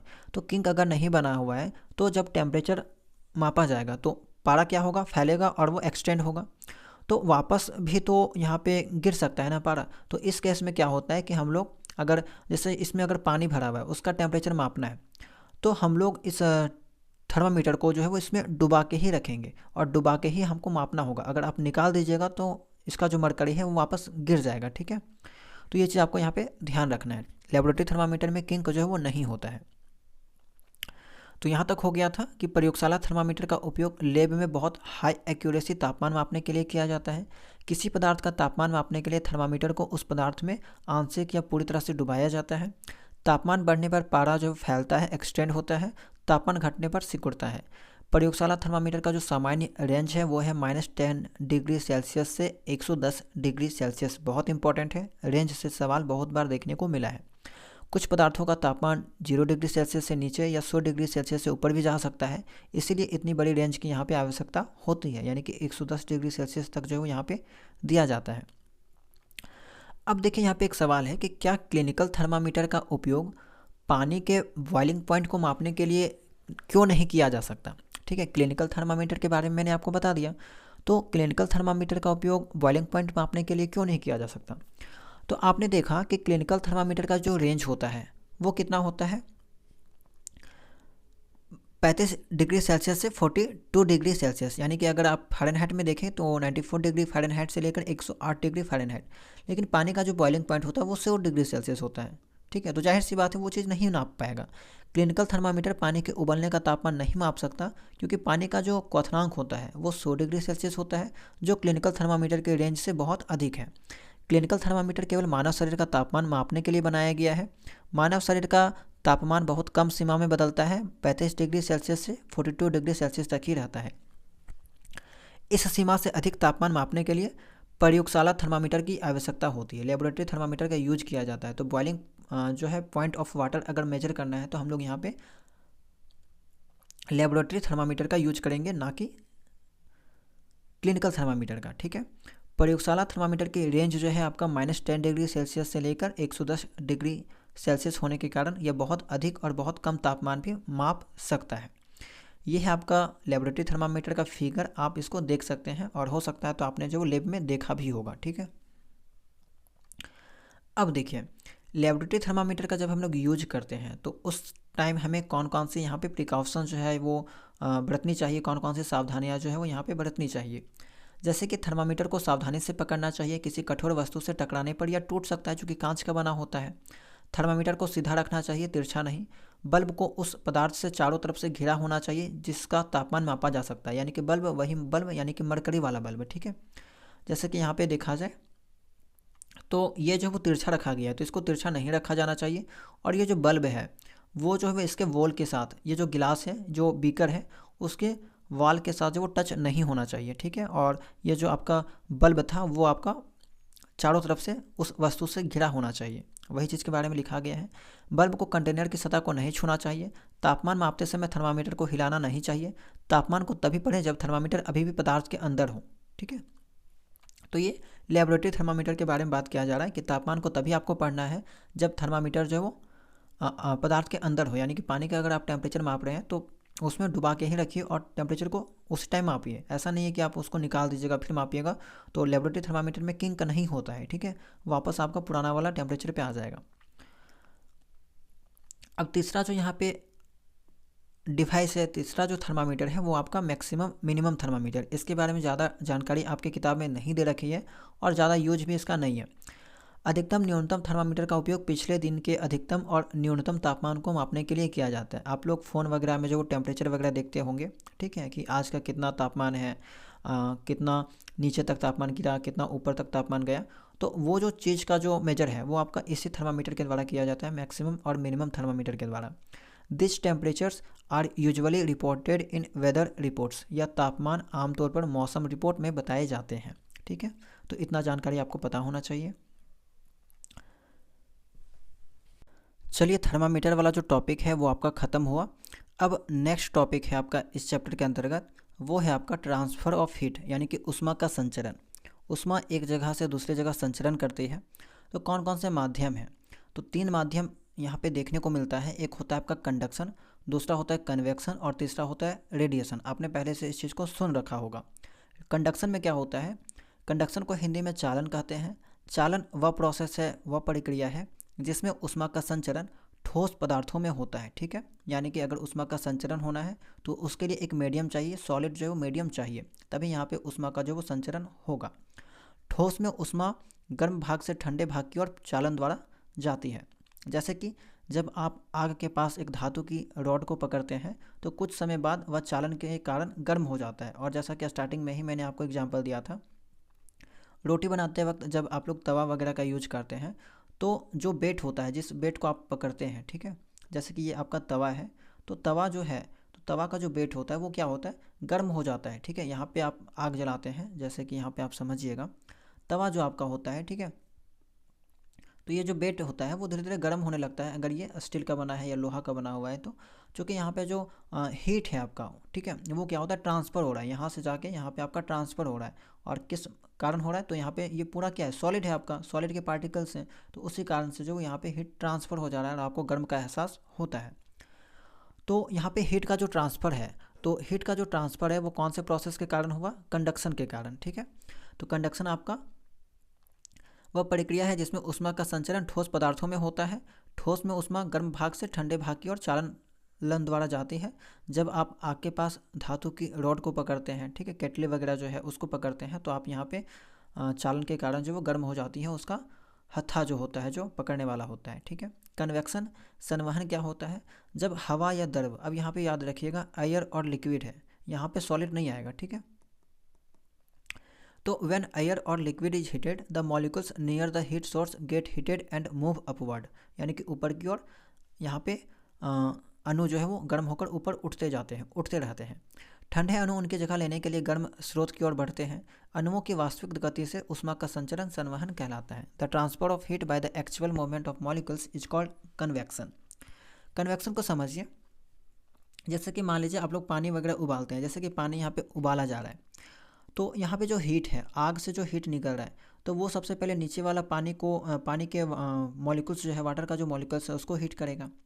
अब हीट होने के बाद क्या होगा, ये जो पानी का जो मॉलिक्यूल्स है वो धीरे धीरे ऊपर उठेगा, ठीक है। हीट जो गर्म जो होगा तो वो क्या करेगा, धीरे धीरे ऊपर उठेगा। अब ऊपर उठेगा तो नीचे जो है वो जगह खाली रहेगा, उस जगह को भरने के लिए जो ठंडा जो पार्टिकल्स है पानी का वो इसके जगह पे आएगा, ठीक है। और फिर वो गर्म होगा, फिर वो ऊपर जाएगा, ठीक है। तो ठंडा वाला पार्टिकल्स नीचे आएगा और गर्म वाला पार्टिकल्स ऊपर जाएगा। तो इस तरह से यहाँ पे पूरा मूवमेंट होता है और पानी जो बॉयल करने लगता है, गर्म होता है। तो जब हवा या द्रव को गर्म किया जाता है तो गर्मी के स्रोत के पास के अणु, यानी कि यहाँ पे देखें चूल्हा जो था ना आपका, आग जो था उसके पास के जो अणु थे वो गर्म होकर ऊपर उठते हैं, ऊपर उठ रहे थे। अब ठंडे अणु उनकी जगह लेने के लिए गर्म स्रोत की ओर बढ़ते हैं। ठंडा जो अणु था, ठीक है, उसी बर्तन में जो ठंडा अणु था पानी का, वो उसकी जगह लेने के लिए आगे बढ़ते हैं। अणुओं के वास्तविक गति से ऊष्मा का संचरण जो वो संवहन कहलाता है। तो ऐसा जो है कुछ यहाँ पे चलता है। Radiation is the process of heat transfer that does not require any medium. विकिरण वह प्रक्रिया है जिसमें ऊष्मा के संचरण के लिए किसी माध्यम की आवश्यकता नहीं होती है, ठीक है। बिना किसी मीडियम का भी यहाँ पे हीट का ट्रांसफ़र हो सकता है। जैसे कि अभी ठंडा का दिन है, आग वगैरह बहुत लोग सेकते हैं, ठीक है। तो वहाँ पे क्या होता है कि आग जल रहा होता है, अगर बीच में कोई भी आपका यहाँ पे मीडियम नहीं भी होगा तो भी इसका जो रेडिएशन है वो आप तक पहुँचेगा और आपको गर्मी का एहसास होगा। गर्म वस्तु से ऊष्मा तरंगों के रूप में बाहर निकलती है। ऊष्मा हमेशा अधिक तापमान से कम तापमान की ओर जाती है, इसके बारे में पहले मैंने आपको बता दिया। ये वाला यहाँ पे एक ऐसा एग्जाम्पल है जहाँ पे आपको कंडक्शन भी देखने को मिलता है, कन्वेक्शन भी देखने को मिलता है और रेडिएशन भी देखने को मिलता है। जैसे कि ये आप मान लीजिए पानी को उबाल रहे हैं या चाय बना रहे हैं, तो यहाँ से आग क्या होगा, इस बर्तन को गर्म करेगा और इस बर्तन को गर्म जब होगा ये बर्तन, तो यहाँ से हीट क्या होगा, आपका गर्म प्लेस से आपका ठंडा प्लेस की ओर जाएगा, ठंडा पॉइंट की ओर जाएगा। जैसा कि मैंने आपको बताया कि हायर टेम्परेचर से लोअर टेम्परेचर की ओर जाएगा। तो यहाँ पे हायर टेम्परेचर है, इधर लोअर टेम्परेचर है, तो यहाँ से जाएगा यहाँ पे, और यहाँ पे भी हमें गर्म का एहसास होने लगता है अगर ये आपका लोहा का बना हुआ है, ठीक है, या स्टील का बना हुआ है। तो इसके अलावा रेडिएशन तो आग जब जलता है तो चारों तरफ जो है सभी दिशाओं में आपका रेडिएशन निकलता है और उससे गर्मी का भी एहसास होता है। कन्वेक्शन, वही पानी जो उबल रहा है वो आपका कन्वेक्शन है। तो इस एग्जाम्पल में आपको तीनों जो वो देखने को मिलता है, तीनों मोड ऑफ जो है वो प्रोसेस जो वो यहाँ पे देखने को आपको मिलता है, ठीक है। तीनों में अगर डिफरेंस देखा जाए तो देखिए एक बार डिफरेंस देख लेते हैं कंडक्शन, कन्वेक्शन और रेडिएशन में। तो माध्यम इसमें चाहिए, मीडियम चाहिए होता है। कन्वेक्शन में आपका मीडियम चाहिए होगा, विकिरण में आपका कोई भी मीडियम की आवश्यकता नहीं होती है। निर्वात में चालन संभव नहीं है, ठीक है, चालन के लिए कोई ना कोई मीडियम चाहिए ही चाहिए, वैक्यूम में ये चीज़ पॉसिबल नहीं है। संवहन में आपका, निर्वात में संवहन जो संभव नहीं है, यानी कि यहाँ पे भी वैक्यूम में काम नहीं चलेगा, लेकिन ये जो वैक्यूम में काम चल जाएगा, ठीक है। ऊष्मा का जो यहाँ पे ट्रांसफ़र होता है, तो ऊष्मा का जो ट्रांसफ़र का जो डायरेक्शन है वो किसी भी दिशा में हो सकता है। यहाँ पे केवल वर्टिकली अपवार्ड होता है, ठीक है। संवहन जो होता है, कन्वेक्शन जो होता है, यहाँ पे जो ऊष्मा का जो ट्रांसफ़र है, जो यहाँ पे हस्तांतरण है, वो आपका केवल वर्टिकली अपवार्ड होता है, सभी दिशाओं में एक सीधी रेखा में होता है।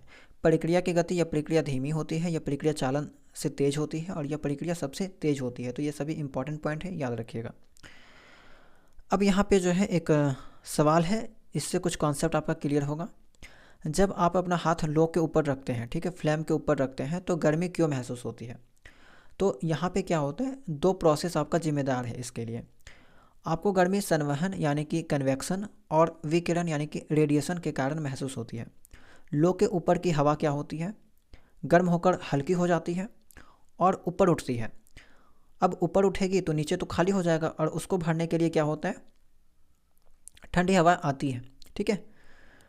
तो वो तो बात अलग हो गया, लेकिन यहाँ पे हमको ये बताया जा रहा है कि गर्म क्यों महसूस होती है। तो वही जो है लो के ऊपर की जो हवा है वो गर्म हवा गर्म होकर जो है वो हल्की हो जाती है और ऊपर उठती है, और वही हवा हमारे हाथों से टच करती है और हमें जो है वो यहाँ पे गर्मी का एहसास होता है, गर्म महसूस करते हैं। इसके अलावा विकिरण जो है आपका, जो रेडिएशन निकलता है आग से, वो सभी दिशाओं में जाता है और आपका हाथ जो है वो फ्लेम से सीधे ऊष्मा प्राप्त करता है। हमें सूर्य से ऊष्मा विकिरण के द्वारा मिलती है। यह सबसे तेज ऊष्मा संचरण प्रक्रिया है और इसमें माध्यम की आवश्यकता नहीं होती है, ठीक है।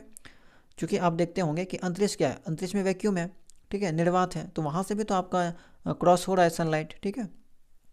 तो यहाँ पे वही बात है कि रेडिएशन को जो है यहाँ पे रेडिएशन प्रोसेस में किसी भी प्रकार का कोई भी मीडियम की आवश्यकता नहीं होगी, और सनलाइट आपका जो वो रेडिएशन के प्रोसेस से ही आपका जो वो पृथ्वी तक पहुँचता है। अगला टॉपिक है आपका कंडक्टर्स एंड इंसुलेटर। पहले से आपको पता होगा कि कंडक्टर्स किसको कहते हैं, जिससे आपका हीट और इलेक्ट्रिसिटी पास होता है, उसको हम लोग कंडक्टर के नाम से जानते हैं, जैसे कि एल्युमिनियम, आयरन, कॉपर। इंसुलेटर जिसको हम लोग पुअर कंडक्टर के नाम से भी जानते हैं, यानी कि कुचालक या खराब चालक। ठीक है, वे पदार्थ जिनसे ऊष्मा आसानी से नहीं गुजरती है उसको कुचालक कहते हैं या खराब चालक के नाम से जानते हैं, जैसे कि प्लास्टिक हो गया। ठीक है, इसके अलावा एयर हो गया। वाटर यहाँ पे कहना जो है वो ना गलत होगा एक्चुअली, क्योंकि पानी से जो है वो यहाँ पे करंट पास हो सकता है। ठीक है, तो इसको यहाँ पे काट दीजिएगा। पानी में तो करंट जाता है गीला हुआ चीज़ में, तो पानी यहाँ पे काट दीजिएगा। ठीक है, कुचालक में जो है यहाँ पे कहा जाए तो प्लास्टिक और एयर ठीक है, इससे करंट या हीट पास नहीं होता है। अब देखिए, अगर लकड़ी का चम्मच आइसक्रीम में डुबो दिया जाए तो उसके दूसरे सिरे के तापमान में क्या बदलाव आएगा। तो देखिए, लकड़ी का चम्मच आइसक्रीम में डुबा दिया जाए तो उसके दूसरे सिरे के तापमान में क्या बदलाव आएगा। तो नॉर्मल सा सवाल है, आप इसका जवाब दे सकते हैं। क्योंकि लकड़ी का जो चम्मच होता है वो क्या होता है, बेड कंडक्टर होता है, उससे आपका हीट पास नहीं होगा, तो कोई भी फ़र्क यहाँ पे नहीं पड़ेगा। ठीक है, जब लकड़ी के चम्मच का एक सिरा आइसक्रीम में डुबाया जाता है तो दूसरे सिरे के तापमान में कोई भी बदलाव नहीं होगा। ऐसा इसलिए होता है क्योंकि लकड़ी ऊष्मा की खराब चालक होती है, बेड कंडक्टर होती है, पुअर कंडक्टर होती है, इसलिए एक सिरे से दूसरे सिरे तक ऊष्मा का संचरण नहीं होता। वहीं वाला वहाँ पे अगर आप स्टील का यूज करते हैं ना, स्टील का या आयरन का चम्मच, तो वहाँ पे क्या होता है, आपका जो है वो चम्मच भी पूरा ठंडा हो जाता है। ठीक है, ये चीज़ आपका हो गया। अब अगला जो टॉपिक है वो है आपका सी ब्रिज और लैंड ब्रिज, यानी कि समुद्री हवा और स्थलीय हवा। समुद्री हवा क्या होता है, दिन में भूमि पानी की तुलना में जल्दी गर्म हो जाती है। ठीक है, दिन में जो होता है ज़मीन क्या होता है, पानी की तुलना में जल्दी गर्म हो जाती है, क्योंकि सनलाइट पड़ता है। ठीक है, सनलाइट पड़ता है तो इसी कारण से आपका भूमि जो वो जल्दी गर्म हो जाता है। भूमि के ऊपर की हवा गर्म होकर ऊपर उठती है। हवा जब गर्म होती है तो वो हल्की हो जाती है, और हल्की जब हो जाएगी तो वो ऊपर उठेगी। ठीक है, तो भूमि के ऊपर की गर्म हवा ऊपर उठ जाती है और समुद्र की ठंडी हवा भूमि की ओर आती है। क्योंकि नीचे का जो जगह है वो खाली हो जाता है ना, जैसे कि यहाँ पे लैंड वार्मर। ठीक है, जैसे कि यहाँ पे ज़मीन की जो हवा है वो गर्म होकर ऊपर उठेगी। अब इधर का जो पानी है वो यहाँ पे समुद्र का जो हवा है, समुद्र के ऊपर जो हवा है वो ठंडी है, तो वो इसके जगह लेने के लिए ज़मीन की ओर आएगी। तो भूमि के ऊपर की गर्म हवा ऊपर उठ जाती है और समुद्र की ठंडी हवा भूमि की ओर आती है। हवा की इस गति को समुद्री हवा यानी कि सी ब्रिज कहते हैं। ठीक है, जैसे कि इस फिगर में आप देख सकते हैं।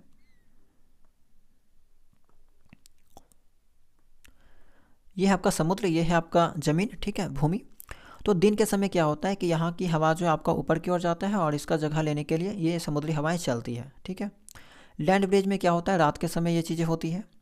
रात में क्या होगा कि रात में भूमि पानी की तुलना में जल्दी ठंडी हो जाती है। ठीक है, पानी की तुलना में जब ये जल्दी ठंडा हो जाएगा, समुद्र के ऊपर की गर्म हवा ऊपर उठती है। ठीक है, समुद्र के ऊपर जो गर्म हवा है ऊपर उठती है और भूमि की ठंडी हवा फिर वही चीज़ हो गया कि अब जो है वो ज़मीन का जो भूमि का जो ठंडी हवा है वो आपका इधर का जगह लेगा। ठीक है, जगह लेने के लिए समुद्र की ओर जाएगा और इसे जो है वो स्थलीय हवा कहते हैं, यानी कि लैंड ब्रिज के नाम से जानते हैं। तो दोनों एक दूसरे को उल्टा है। ठीक है, दिन में आपका समुद्री हवा चलेगा, रात में आपका स्थलीय हवा चलेगा। और यहाँ से जो सवाल एक बार पूछा गया है। ठीक है, इस फिगर को भी आप याद रख सकते हैं। अब देखिए, अगला जो टॉपिक है वो है आपका सर्दियों तथा गर्मियों में पहनने वाले वस्त्रों के प्रकार। ठीक है, आपने सुना होगा कि ठंडा के दिन में जो हमें डीप कलर का कपड़ा पहनना चाहिए, ब्लैक पहनने को कहा जाता है। ठीक है, ज़्यादा हल्का रंग का कपड़ा नहीं पहनने को कहा जाता है ठंडा के दिन में। सेम वैसा ही गर्मी के दिन में ज़्यादा जो डीप कलर का कपड़ा नहीं पहनने को कहा जाता है, बोला जाता है कि हमेशा हल्का कपड़ा पहने या वाइट कपड़ा पहने ताकि ज़्यादा गर्मी नहीं लगे। तो उसी चीज़ के बारे में हमें यहाँ पे पढ़ना है। सर्दियों में पहनने वाले वस्त्र, विंटर क्लॉथिंग। हम सर्दियों में काले और गहरे रंग के कपड़े पहनना पसंद करते हैं। ठीक है, ब्लैक और डीप कलर का। ठीक है, कारण क्या है, तो काले या गहरे रंग के कपड़े सूर्य की अधिकतर गर्मी को अवशोषित कर लेते हैं और शरीर को गर्म रखते हैं। सर्दियों में हम ऊनी वस्त्र पहनते हैं। ऊन उष्मारोधी होता है क्योंकि उसके रेशों में वायु भरी होती है। यह वायु शरीर के गर्मी को बाहर जाने से रोकती है, जिससे हमें गर्मी महसूस होती है। तो ये आपका सर्दी का बात हो गया, विंटर क्लॉथिंग के बारे में बात हो गया। समर क्लॉथिंग क्या होगा, गर्मियों में हम हल्के रंग के वस्त्र पहनते हैं। हल्के रंग सूर्य के ऊष्मीय विकिरणों के अधिकांश भाग को रिफ्लेक्ट कर देते हैं, परावर्तित कर देते हैं। इसी कारण हल्के रंग के कपड़े गर्मियों में अधिक आरामदायक लगते हैं और शरीर को ठंडा रखते हैं। तो ये छोटा सा लॉजिक था, छोटी सी बात है जो कि आपको समझ में आ गई होगी।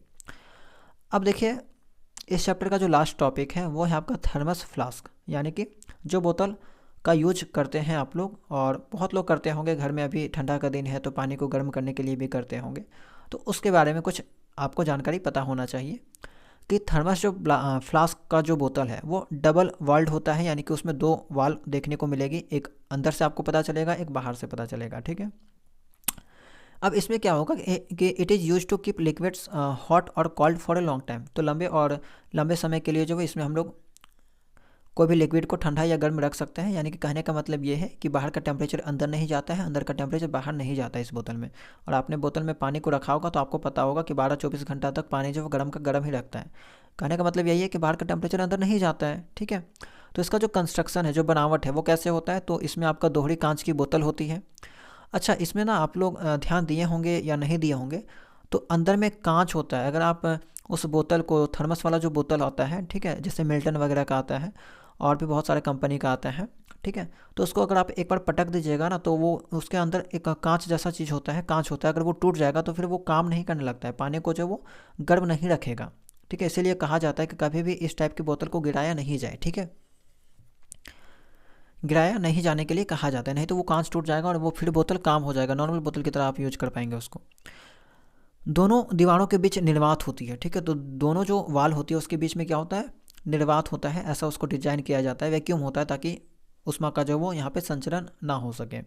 सिल्वर कोटिंग इनसाइड, अंदर में सिल्वर कोटिंग किया जाता है, ऊपर कॉर्क लगा होता है, बाहर धातु प्लास्टिक की परत जो वो चढ़ाई जाती है, कोई भी मेटल्स का परत आप देख सकते हैं। आजकल कलरफुल बोतल बनाए जाने लगे हैं, रंगीन बोतल जो बनाए जाने लगे हैं, जैसे कि पैक्सपो वगैरह का बोतल आप देखते होंगे तो काफ़ी कलरफुल बोतल आता है। मिल्टन वगैरह का जो बोतल आता है वो सिल्वर कलर का आता है, ठीक है, तो वो चीज़ आपने देखा होगा, ठीक है। तो इस टाइप का जो उसका कंस्ट्रक्शन होता है, बनावट होता है। अब थर्मस फ्लास्क उष्मा कैसे रोकता है वो चीज़ देखिए। तो कांच उष्मा का खराब चालक होता है क्योंकि उसके अंदर ग्लास होता है, तो glass is a poor conductor of heat, ठीक है, उससे आपका उष्मा का संचालन नहीं होगा। धातु का सीधा संपर्क नहीं होता, there is no direct metal to liquid contact, इसलिए चालन द्वारा उष्मा बाहर नहीं जा सकती, ठीक है। कन्वेक्शन भी इसमें काम होता है, ठीक है। देखिए ये एक ऐसा एग्जाम्पल है ना, ये भी आपका एक ऐसा एग्जाम्पल है जहाँ पे आपका तीनों चीज़ें काम होगी, तीनों प्रोसेस जो है वो यूज होता है, ठीक है। तो देखिए कन्वेक्शन में क्या होता है कि दोनों दीवारों के बीच की हवा खींचकर निर्वात बनाया जाता है, ठीक है, दोनों दीवारों के बीच की जो हवा है वो खींचकर, जो यहाँ पे देखिए 2 वॉल टाइप का बना हुआ है, ठीक है, तो दोनों के बीच में क्या किया जाता है, एक निर्वात का क्षेत्र बनाया जाता है जहाँ पे हवा बिल्कुल भी नहीं होती है, उसके बीच के हवा को जो वो निकाल दिया जाता है। तो air is removed between the walls to create a vacuum, यहाँ पे देख सकते हैं डबल वॉल्ड ग्लास बोतल सिल्वर्ड लाइक ए मिरर, ठीक है, तो ये आपका डबल वॉल्ड यहाँ पे अंदर में बना होता है, ठीक है, बाहर में मेटल केस आपका होता है, कॉर्क पीस लगा होता है नीचे, ठीक है। तो ये सभी चीज़ें जो है यहाँ पे देखने को आपको मिलेगी। निर्वात में संवहन संभव नहीं होता है, तो चूंकि बीच में जो है ना आपका निर्वात होता है, और आपको पता है कि वैक्यूम में आपका नहीं होता है convection, heat does not escape by convection, heat भी यहाँ पे का यहाँ से बाहर नहीं जाता है।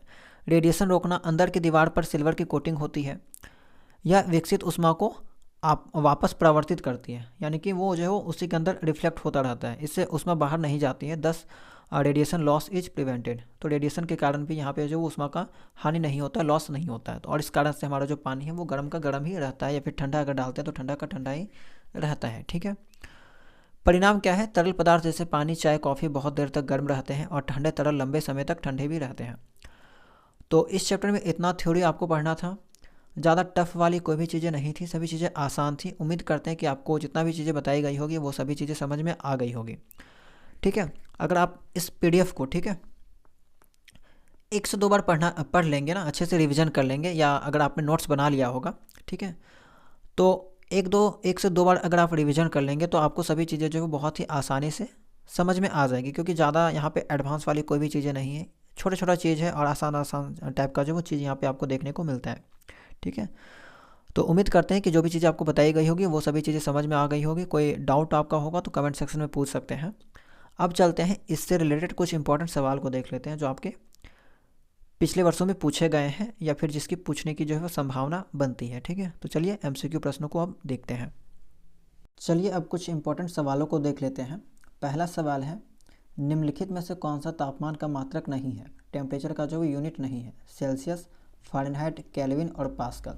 तो सेल्सियस स्केल के बारे में मैंने आपको बताया था, फ़ारेनहाइट स्केल के बारे में बताया है और केल्विन स्केल के बारे में भी बताया है, लेकिन पास्कल के बारे में नहीं बताया है, पास्कल आपका गलत हो जाएगा, ठीक है। पास्कल किसका यूनिट होता है, पास्कल जो है आपका प्रेशर का एसआई यूनिट होता है। तो ये आपका यहाँ पे आउट हो जाएगा, गलत हो जाएगा, नहीं पूछा गया है। दूसरा सवाल क्या है, ऊष्मा सदैव गर्म वस्तु से अपेक्षाकृत ठंडी वस्तु की ओर प्रवाहित होती है। Heat always flows from a hotter object to a relatively colder object. सही बात है। द्रव और गैसों में ऊष्मा संवहन द्वारा हस्तांतरण होती है, ये बात भी आपका सही है। वह प्रक्रम जिसमें ऊष्मा किसी वस्तु के गर्म सिरे से ठंडे सिरे की ओर स्थानांतरित होती है चालन कहलाता है। तो ये बात भी सही है, क्योंकि कंडक्शन में भी आपका वही होता है, इसमें आपका मीडियम की आवश्यकता होती है और हीट जो है आपका गर्म से लेकर यानी कि हॉट एंड से लेकर कोल्ड एंड में आपका ट्रांसफ़र होता है। तो तीनों जो है बात है आपका सही है, 1 2 3 आपका तीनों जो है वो करेक्ट हो जाएगा। तो इसी टाइप के सवाल जो आपको एग्जाम में देखने को मिलेंगे। अगला सवाल है आपका, ये सभी सवाल जो है ये आपका पिछले वर्षों में पूछा गया है, ठीक है। सूची 1 को सूची 2 से सुमेलित करना है, मैच करना है। स्थल समीर के बहने का समय, अच्छा time of flowing of land breeze. तो मैंने आपको बताया था कि स्थल जो समीर है वो कब आपका बहता है, तो रात में, ठीक है। स्थल का जो समीर है, स्थलीय हवा, वो आपका रात के समय होता है और समुद्री जो हवाएं हैं वो आपका दिन के समय बहती है। तो ए का तो आपका 4 हो जाएगा, ए का 4 हो जाएगा, ठीक है। बी का अगर आप कहेंगे तो बी का आपका हो जाएगा दिन।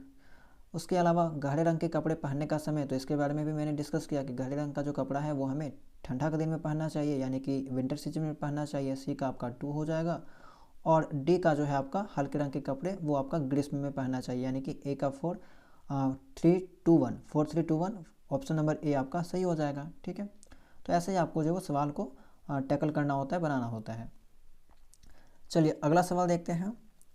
डॉक्टरी थर्मामीटर का मापन स्केल 35 डिग्री सेल्सियस से लेकर 42 डिग्री सेल्सियस तक होता है, ठीक है। क्लिनिकल थर्मामीटर के बारे में बात किया जा रहा है और मैंने इसका फिगर भी दिखाया था कि उसमें 35 डिग्री सेल्सियस से 42 डिग्री सेल्सियस ही होता है, बिल्कुल सही बात है, ठीक है।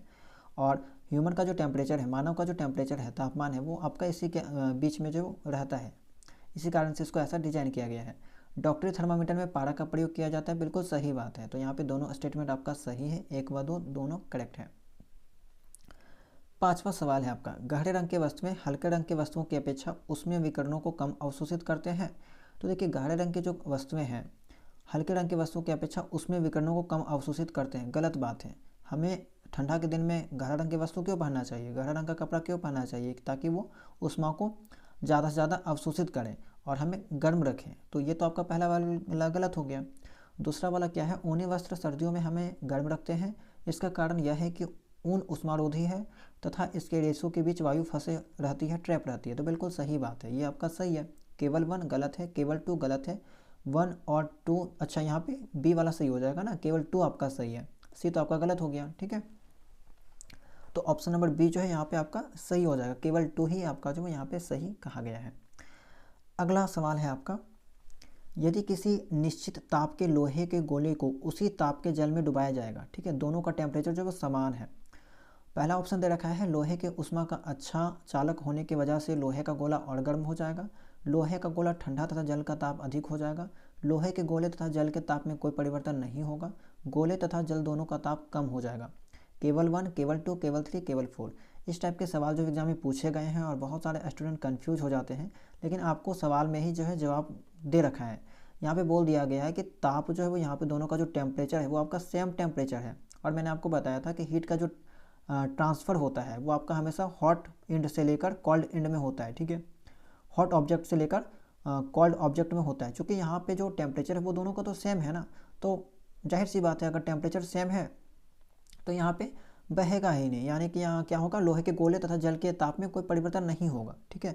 ऊष्मा क्या होता है, ऊष्मा आपका सदैव गर्म वस्तु से ठंडी वस्तु की ओर बहती है। तो यहाँ पे तो ऊष्मा आपका सेम है, सेम टेम्परेचर में रखा गया है। तो चूँकि आपका टेम्परेचर में कोई भी परिवर्तन नहीं होगा, केवल आपका 3 जो है वो यहाँ पे सही हो जाएगा। स्टेनलेस इस्पात की कढ़ाई में प्रायः कॉपर की तली लगाई जाती है, इसका कारण हो सकता है। तांबे की तली कढ़ाई को अधिक टिकाऊ बना देती है, ऐसी कढ़ाई देखने में सुंदर लगती है। स्टेनलेस इस्पात की अपेक्षा तांबे को साफ करना अधिक आसान है। स्टेनलेस इस्पात की अपेक्षा तांबा ऊष्मा का अच्छा चालक है। ये बिल्कुल आपका जो साइंटिफिक रीजन जो है आपका ऑप्शन नंबर डी सही है, ठीक है। वैज्ञानिक कारण जो है वो यही आपका है कि copper is better conductor of heat than stainless steel, ठीक है।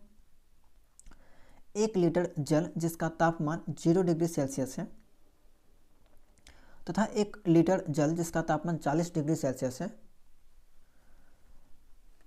को आपस में मिला दे तो पूरे जल का तापमान क्या होगा। तो देखिए 1 लीटर जल जिसका तापमान 0 डिग्री सेल्सियस है और 1 लीटर जल जिसका तापमान 40 डिग्री सेल्सियस है, दोनों को मिला दिया जाए तो जल का तापमान क्या होगा, 10 डिग्री सेल्सियस से कम, 40 डिग्री सेल्सियस से अधिक। 10 डिग्री सेल्सियस से 40 डिग्री सेल्सियस के बीच इनमें से कोई नहीं, तो 10 डिग्री सेल्सियस से 40 डिग्री सेल्सियस के बीच में होगा। ऑप्शन नंबर सी आपका जो वो सही हो जाएगा। ठीक है।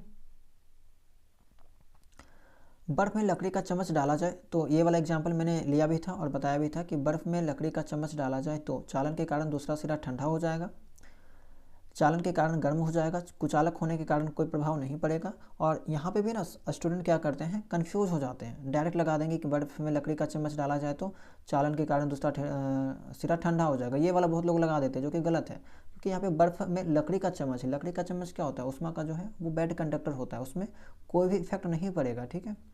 ऑप्शन नंबर सी आपका सही हो जाएगा। अगला सवाल है आपका, प्रश्न संख्या 10 है आपका,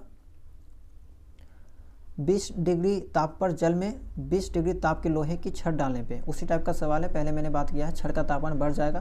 देखिए सेम टेम्परेचर है ना, दोनों आपका सेम टेम्परेचर है, छड़ का तापमान बढ़ जाएगा, पानी का तापमान बढ़ जाएगा, दोनों का तापमान बढ़ जाएगा, कोई प्रभाव नहीं पड़ेगा, कोई भी इफेक्ट जो है यहाँ पे देखने को आपको नहीं मिलेगा। अगला है आपका 37 डिग्री सेल्सियस तापमान लगभग किसके बराबर है। देखिए ये न्यूमेरिकल टाइप का सवाल है, इसको सॉल्व करना होगा आपको। ठीक है, तो इसको सॉल्व कीजिएगा और इसका जवाब आप लोग कमेंट सेक्शन में बताइएगा। इसका फार्मूला भी मैंने आपको बताया था। ठीक है, फ़ारेनहाइट में बदलना है, फार्मूला हम आपको यहाँ पे लिख देते हैं, आप लोग सॉल्व कर लीजिएगा। C/100 था, F-32/180 था, इस फार्मूला से आप लोग इसको सॉल्व कर सकते हैं। ठीक है, आराम से इसको सॉल्व करके आप लोग इसका आंसर कमेंट कीजिएगा। बाकी आपको पता होगा कि 37 डिग्री जो सेल्सियस होता है वो नॉर्मल बॉडी टेम्परेचर होता है। ठीक है, और नॉर्मल बॉडी टेम्परेचर आपको याद होना चाहिए 37 डिग्री सेल्सियस, और इसका जो वैल्यू है वो आपको फ़ारेनहाइट में भी याद होना चाहिए। आप ऐसे भी डायरेक्टली आंसर बिना सॉल्व किए इसको लगा सकते हैं। ठीक है, तो नए आंसर जो है आप लोग कमेंट सेक्शन में इसको बताइएगा।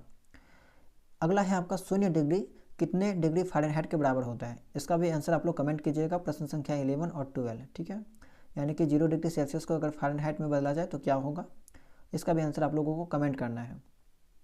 ये सभी चीज़ें मैंने आपको पहले बता रखी है। चलिए अगला है, पदार्थ की वास्तविक गति द्वारा ऊष्मा हस्तांतरण की एक प्रणाली है। पदार्थ की वास्तविक गति, इसमें क्या होता है, is a mode of heat transfer through the actual movement of the substance. तो सब्सटेंस का जो एक्चुअल मूवमेंट है वो किस में होता है, संवहन में, कंडक्शन में, रेडिएशन में, वेपोराइजेशन में।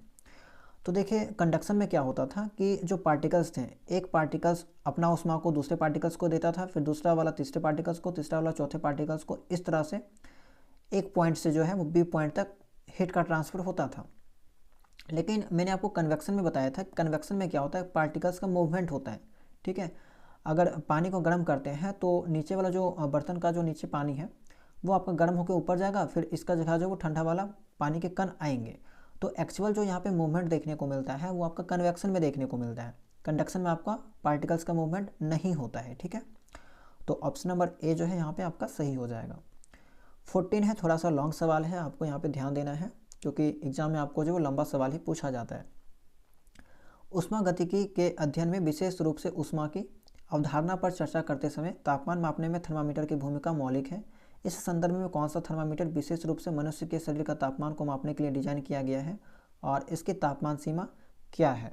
ठीक है, तो यहाँ पे सीधा सीधी पूछा गया है कि कौन सा थर्मामीटर का यूज जो है मनुष्यों के शरीर के तापमान को मापने के लिए किया गया है। तो इतना तो बात आपको पता होगा कि मनुष्य के शरीर का तापमान कौन सा थर्मामीटर से मापा जाता है, जाहिर सी बात है क्लिनिकल थर्मामीटर। तो लेबोरेटरी आपका गलत हो जाएगा, डिजिटल आपका इसको चेक कर सकते हैं, और इंडस्ट्रियल थर्मामीटर आपका गलत हो जाएगा। अब आपका बी और सी बचा है, इसको चेक करते हैं। क्लिनिकल थर्मामीटर 35 डिग्री सेल्सियस से 42 डिग्री सेल्सियस के बीच मापने के लिए डिजाइन किया गया है, बिल्कुल सही बात है, इसके बारे में मैंने जिक्र किया हुआ है। डिजिटल थर्मामीटर मॉडल के आधार पर विभिन्न सीमा को माप सकता है, तो इसके बारे में मैंने आपको यहाँ पे कोई भी जानकारी नहीं दी है, तो ऑप्शन नंबर बी ही आपका केवल यहाँ पे सही हो जाएगा। ठीक है, 15 नंबर में देखिए अगला सवाल है आपका, धातु के छड़ में ऊष्मा चालन की प्रक्रिया पर विचार करें। यदि छड़ का एक सिरा गर्म किया जाता है तो ऊष्मा छड़ से होकर दूसरे सिरे तक जाती है। ठीक बात है, यह घटना धातु के भीतर मुक्त इलेक्ट्रॉनों की गति के कारण होती है। इस परिदृश्य को देखते हुए धातु के तवे पर लकड़ी का हैंडल धातु वाले हिस्से जितना गर्म क्यों नहीं होता। तो देखिए वही बात आ गया कि लकड़ी वाला जो चम्मच था उसी टाइप का यहाँ पे केस आ गया कि लकड़ी के हैंडल, ठीक है, लकड़ी का हैंडल धातु वाले हिस्से जितना गर्म क्यों नहीं होता।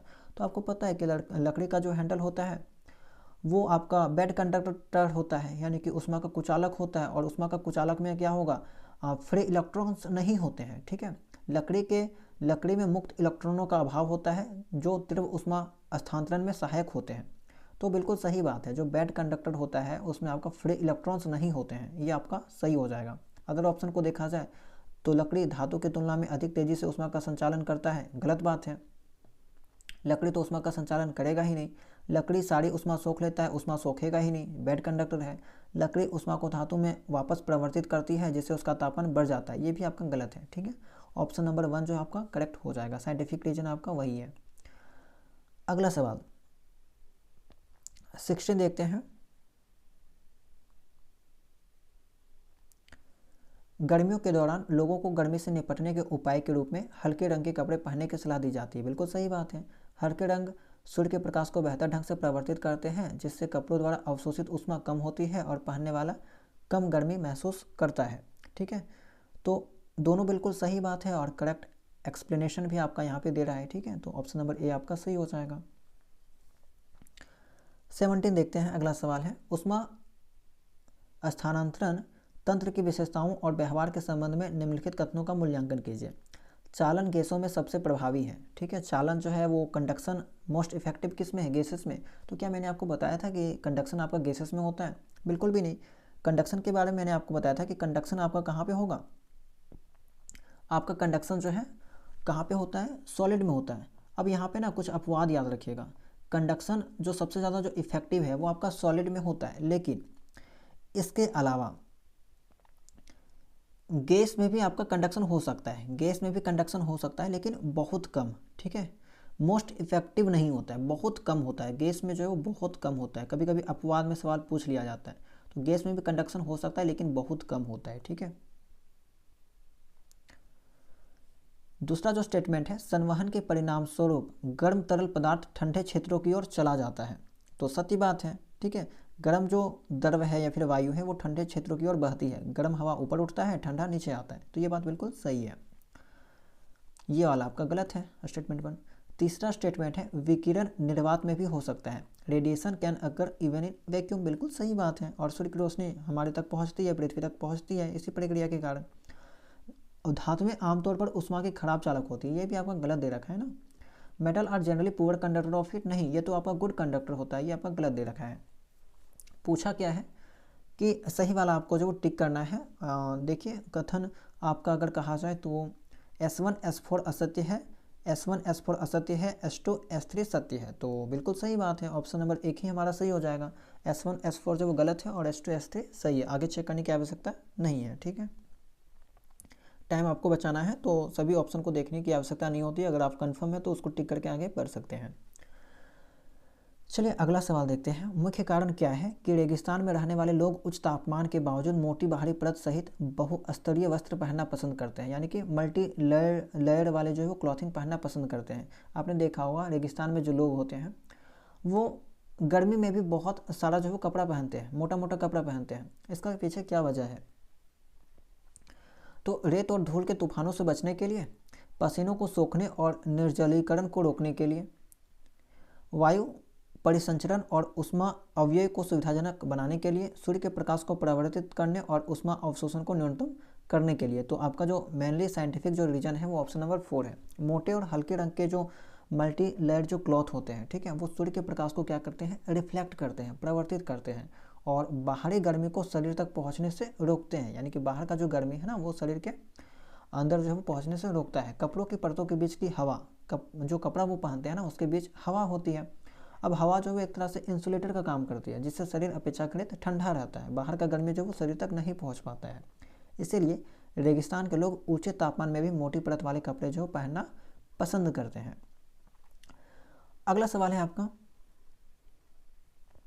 गहरे रंग के कपड़े के विपरीत हल्के रंग के कपड़े को सीधे धूप में पहनने पर देखी जाने वाली घटना पर चर्चा करें। उच्च तापमान पर हल्के रंग के कपड़े से मिलने वाले आराम के पीछे वैज्ञानिक व्याख्या करें, साइंटिफिक रीजन आपको बताना है। ठीक है, हल्के रंग अधिक ऊष्मा अवशोषित करते हैं जिससे शरीर गर्म रहता है, तो ऐसा ये तो आपका गलत हो गया। ठीक है, सेकेंड है आपका हल्के रंग सूर्य के प्रकाश का अधिकांश भाग प्रवर्तित कर देते हैं, जिससे उष्मा जो अवशोषण कम हो जाता है। उष्मा का जो अवशोषण है वो क्या होगा, कम हो जाएगा। ये बात बिल्कुल सही है। हल्के रंग पराबैंगनी प्रकाश अवशोषण को बढ़ाते हैं, जिससे त्वचा की सुरक्षा होती है। ये ऐसा कोई रीजन नहीं है यहाँ पे। हल्के रंग वातावरण में उष्मा विकीर्ण करते हैं, ऐसा भी कोई रीजन नहीं है। Light colours radiate heat into the environment, तो जो साइंटिफिक रीजन है जिसके बारे में मैंने जिक्र किया है, चर्चा किया है, वो आपका ऑप्शन नंबर 2 सही हो जाएगा। चलिए, आज के क्लास का लास्ट सवाल है ये आपका, और इसका जवाब आपको कमेंट सेक्शन में देना है। इससे पहले भी मैंने आपको 2 सवाल दिया है न्यूमेरिकल टाइप का, ठीक है, और वो सब आसान था। तो 3 सवाल मैंने आपको दिया, तीनों सवाल का जवाब आपको पता होगा। आप जो कमेंट सेक्शन में ज़रूर दीजिएगा, सवाल नंबर लिखिएगा और कमेंट सेक्शन में इसका जवाब जरूर दीजिएगा। और कैसा लगा आपको आज का क्लास कमेंट सेक्शन में ज़रूर बताइएगा, ठीक है। क्योंकि बीच में जब क्लासेस को रोक दी गई थी, ठीक है, क्लासेस नहीं आ रही थी, लेकिन कुछ स्टूडेंट्स ने यहाँ पे रिक्वेस्ट किया कि क्लासेस को कंटिन्यू किया जाए, क्योंकि यहाँ से उनको हेल्प मिल रहा था, ठीक है। और यकीन मानिए, यहाँ का क्लास अगर आपको सभी चीज़ें समझ में आ जाती हैं तो एग्जाम के सभी प्रश्नों को आप आसानी से सॉल्व कर सकते हैं, क्योंकि यहीं से सवाल पूछा ही जाता है। और जितना भी प्रैक्टिस हम आपको करवा रहे हैं सवाल का, वो सब कहीं ना कहीं प्रीवियस ईयर पेपर ही हैं और इम्पॉर्टेंट सवाल ही हैं, जहाँ से आपको सवाल पूछा जा सकता है, संभावना है, ठीक है। तो आप ज़्यादा से ज़्यादा प्रैक्टिस कीजिए, सवालों को लगाइए, और जो भी थ्योरी आपको बताया जाता है वो आप कीजिए। आपका एग्ज़ाम जो वो अच्छे से चल जाएगा। सवाल एक बार पढ़ लेते हैं, उसके बाद इस क्लास को यहीं पे समाप्त करेंगे। वैज्ञानिक उच्च तापमान और तीव्र सूर्य प्रकाश वाले क्षेत्र में इमारतों की छतों को श्वेत रंग से रंगने की सलाह क्यों देते हैं, ठीक है। श्वेत रंग से क्यों रंगा जाता है, इसका जवाब आपको पता चल गया होगा कि लाइट कलर का क्या यूज है, जहाँ पे ज़्यादा गर्मी रहती है, ठीक है, उच्च तापमान वाले क्षेत्र में। श्वेत रंग इमारतों की संरचनात्मक अखंडता को बढ़ाता है। श्वेत रंग सूर्य के प्रकाश को प्रवर्तित कर देता है, जिससे वातानुकूलन की आवश्यकता कम हो जाती है। श्वेत रंग सस्ता होता है, सूर्य के प्रकाश में अधिक टिकाऊ होता है। श्वेत रंग छतों पर पक्षियों के घोंसले बनाने से रोकता है, जिससे रखरखाव कम हो जाता है। तो यहाँ पे आपको एक साइंटिफिक रीजन को सिलेक्ट करना है, ठीक है, वैज्ञानिक कारण को चुनना है, ना कि सस्ता है, महंगा है, अच्छा लग रहा है देखने में, ऐसा कोई भी रीजन आपको नहीं चुनना होता है। जो एक्चुअली साइंटिफिक रीजन है वही आपको सिलेक्ट करना है, ठीक है। और उम्मीद करते हैं कि इसका जवाब आपको पता होगा। कमेंट सेक्शन में ज़रूर बताइएगा, और इस क्लास को यहीं पे रखते हैं, ठीक है। अगर आप लोग चैनल में नए होंगे, चैनल को सब्सक्राइब कर लीजिएगा, और साइंस का प्लेलिस्ट बना दिया गया है, वहाँ पे आपको टोटल जो है वो 52 क्लासेस कराई जाएगी, ठीक है। चूँकि आपका क्लास 6, 7, 8 तीनों में जो चैप्टर है आपका, 6 में 16 चैप्टर है, 8 में आपका 18 और 7 में भी आपका 18 है। टोटल आपका 52 चैप्टर आता है लगभग, ठीक है, 52 चैप्टर आएगा। और सभी का क्लासेस जो आपको प्रोवाइड करा दी जाएगी। क्लास 6 आपका कंप्लीट हो चुका है, 7 को भी जल्द ही कंप्लीट करा दिया जाएगा, ठीक है। तो प्लेलिस्ट में जाके बाकी क्लासेस को आप लोग चेकआउट कर सकते हैं। तो चलिए, इस क्लासेस में इतना ही, मिलते हैं हम लोग नए क्लास में किसी नए टॉपिक के साथ।